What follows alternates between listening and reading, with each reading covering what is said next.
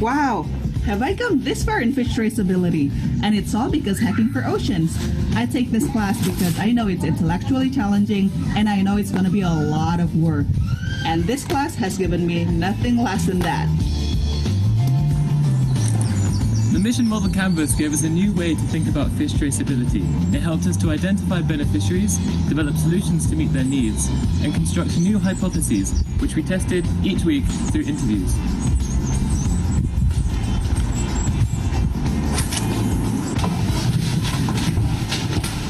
How did we learn rapidly about fish traceability? We interviewed 63 people in 9 weeks, plus conversation with our mentor, sponsor, and team call across 3 different time zones.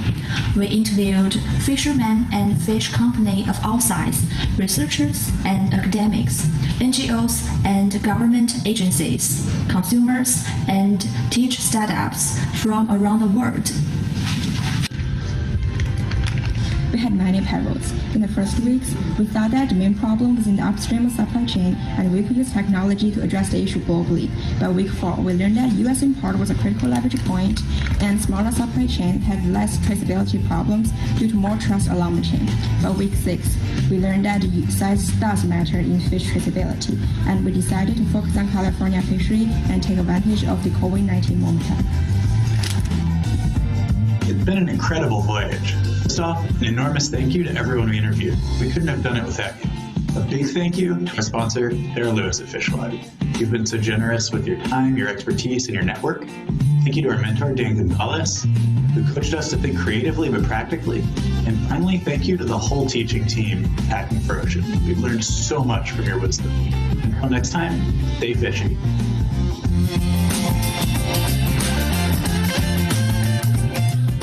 Take you to our journey for 9 weeks with this class, and it has been a very amazing journey with us, Z, Dongran, Galu, Patrick, and Tom.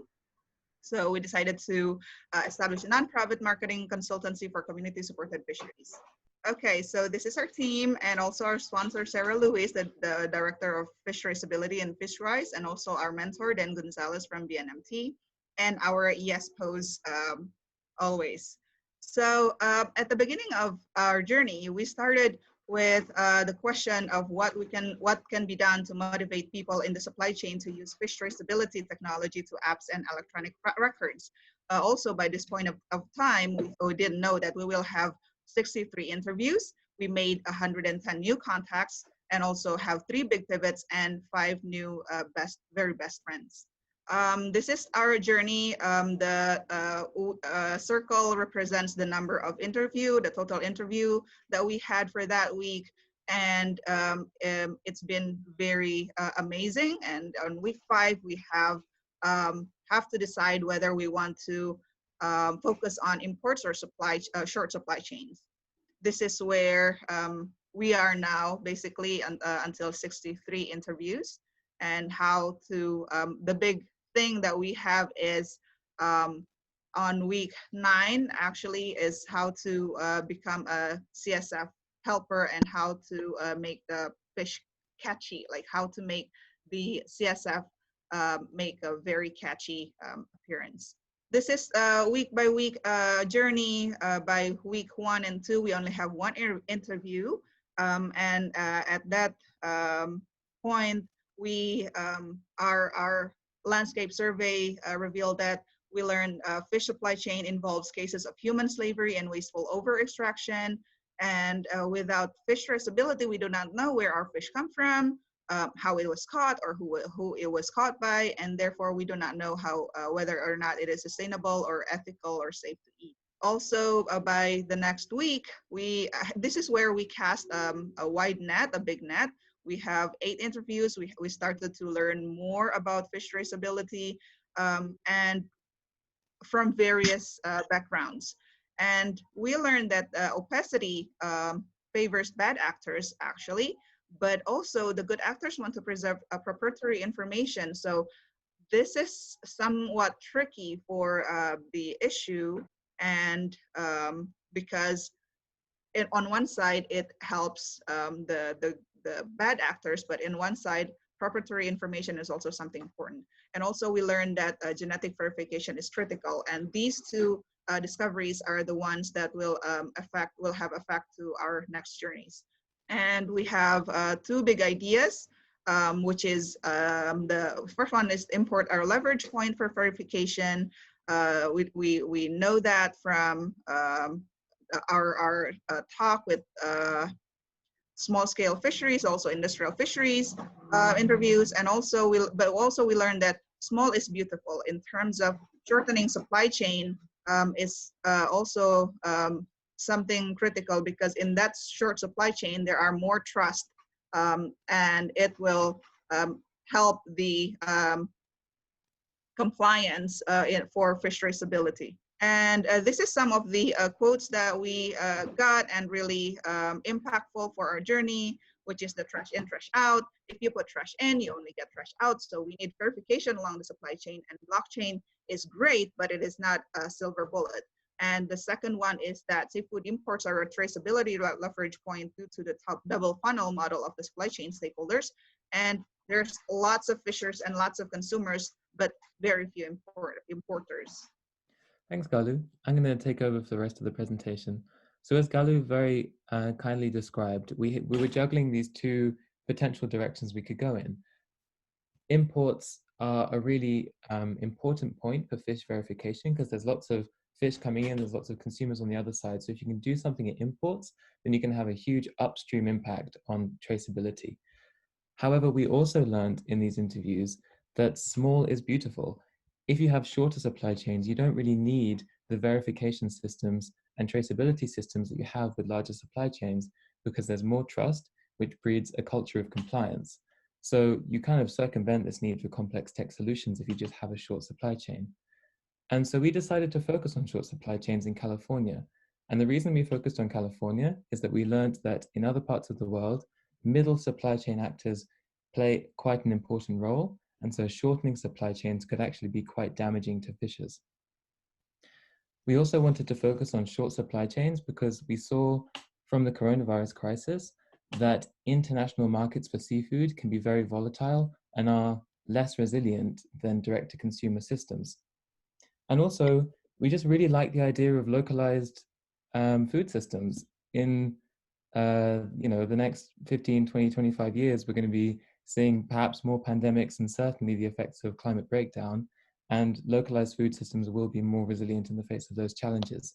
So we wanted to work out how we can support short supply chains for seafood.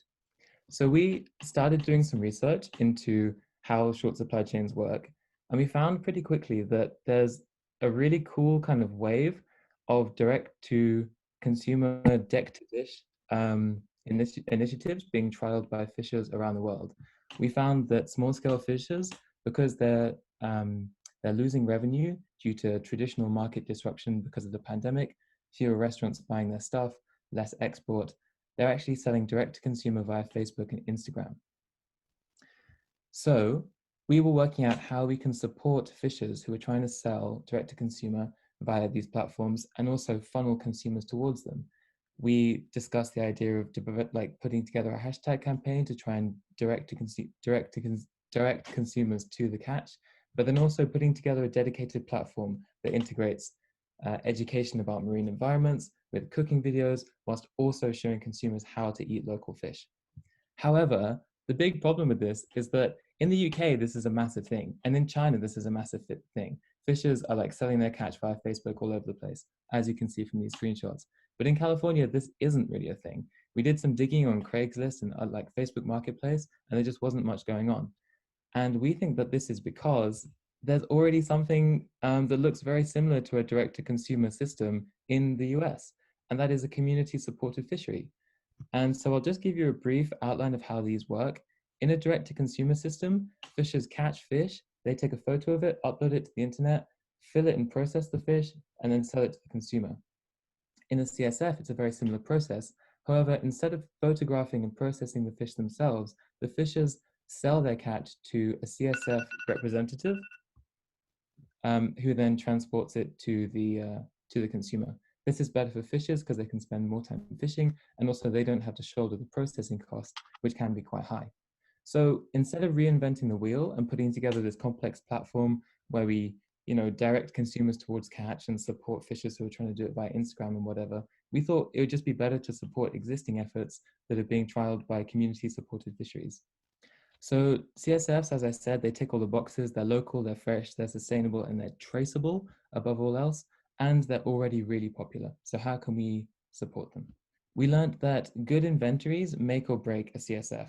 The most successful CSFs have a really solid inventory system, and also inventory systems are essentially just a variation on a traceability system. You have to have a really good record of what's coming in and what's going out, what the species is, how much you've bought, etc. So if you can integrate traceability data with inventory data, then you could potentially, feed two birds with one loaf. But then we also learned that more people are signing up to CSFs now than they have done ever before because of the pandemic. They're not going out to restaurants. They're trying to work out how they can buy fresh local food. And we want to know how we can hold these customers and kind of maintain this this uptick in customer engagement with CSFs during the pandemic, but also if we ever get back to some kind of new normal after the pandemic. This was kind of spurred by something that we learned, which is that CSFs don't really spend time and energy on marketing, so we thought they might need some support in their marketing going forward. So that led us to our final MVP, which is this kind of marketing consultancy for CSFs in the US. And the way that it would work, also, so the green is where the cash would flow, and the yellow is kind of what we would do. We would apply for grants and produce marketing materials for community-supported fisheries. In the short term, that would look like a coronavirus survival guide, where we compile creative ideas of retaining customers from across the country. CSFs would pay FindingNemo a commission on any new signups that they gained using these marketing tools. They would see increased cash flow through customer retention, and also they could apply these marketing tools that we provide them to catch more customers as well. Next slide, please, Patrick. So what's next for our team? Well, we're hoping to build some community in the seafood traceability space. We're currently trying to connect all the different interviewees that we spoke to, almost 70 interviewees across this 9-week period. We're trying to kind of build a bit of a community there. A lot of them said they wanted to be connected with other people working on the issues that they're interested in. So we're doing that. Galo and Donran are going to promote fish traceability and CSF initiatives in their local area. So Galo is going to try and see if CSFs can be trialed in Indonesia as well. Patrick will be applying the lean design methodology to his capstone pivot. Z is actually going to send job applications to US traceability and CSF companies. And I'm working with a local organization here in the UK called Cornwall Good Seafood Guide to apply for the Domestic Seafood Supply Scheme, which is a new scheme developed by, a new scheme announced recently by the US government. It's £1 million to help English seafood producers sell their catch locally, which is incredibly serendipitous. And it is in reaction to the coronavirus crisis causing a huge disruption to seafood systems here. So that's hopefully something I'm going to be working on over the summer. And that's all we have for you today. We're just so thankful for the guidance that you've all provided, especially to our sponsor and mentor, Dan and Sarah, and also to the teaching team. It's been an amazing process.